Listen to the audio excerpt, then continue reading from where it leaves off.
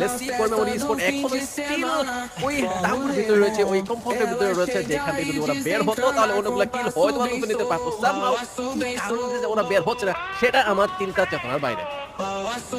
নিজের কতটা আমরা ভেবেছিলাম হয়তোবা এই দলটা সবার আগে ফিনিশ হয়ে যেতে পারে, বাট নিজেদের জায়গাটাকে মেইনটেইন করা, সেই জায়গাটাকে দখলে রাখা, সেটা সম্পূর্ণরূপে দেখিয়েছে মেমোরি স্পোর্টস। বুড়িরাম ইউনাইটেড 13টা এলিমিনেশন এখনো পর্যন্ত রয়েছে, জয়নাকে নক করে ফেলা হয়েছে। শেষ তিনটি খেলোয়াড় লাইভ থাকবে ইনস্ট্যান্টলি। গেট হাইয়ের কাছ থেকে একটা চমৎকার আক্রমণ, বক্সকে নক করা হবে। দুটো প্লেয়ার যারা কিনা স্নাইপার এই ওয়েপেনটা ব্যবহার করছে। ওয়াসানা ধীরে ধীরে ক্লোজ রেঞ্জে যাবে, গিও বক্স দুজন নক হয়ে যাবে। Fluxo MT7, what a headshot from Sniper, and close range আরো একবার যেতে হবে। হাতে রয়েছে AWM and last player from Fluxo MT7 gets another one, তাকে ফিনিশ করে ফেলা হয়েছে। Last two team live Buriram United close রেঞ্জে যাবে। ম্যান পাওয়ার সম্পূর্ণ উপরে আছে। ওয়াসানা আরো একটা knock,